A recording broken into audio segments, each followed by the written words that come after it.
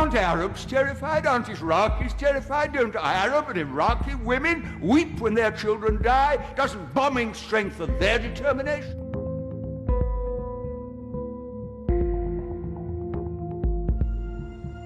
War is an easy thing to talk about. There are not many people of the generation that remember it. The right honourable gentleman served with distinction in the last war. I never killed anyone, but I wore uniform.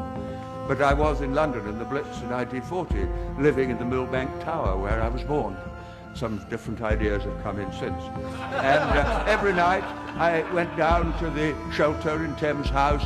Every morning I saw Dockland burning. 500 people were killed in Westminster one night by a landmine. It was terrifying. Aren't Arabs terrified? Aren't Iraqis terrified? Don't Arab and Iraqi women weep when their children die? Doesn't bombing strengthen their determination?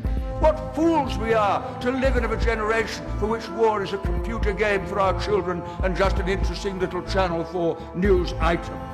Every member of Parliament tonight who votes for the government motion will be consciously and deliberately accepting the responsibility for the deaths of innocent people if the war begins, as I fear it will. Now that's for their decision to take.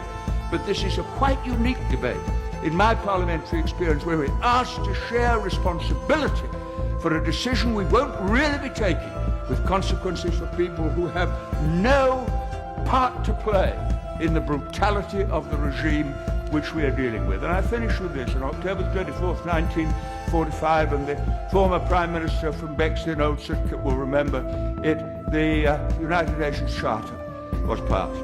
And the words of that charter etched into my mind and moved me, even as I think of them. We, the people of the United Nations, determined to save future generations, succeeding generations, from the scourge of war, which twice in our lifetime has caused untold suffering to mankind.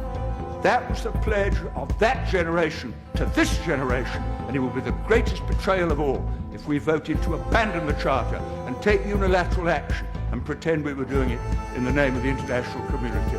And I shall vote against the motion for the reason that I've given.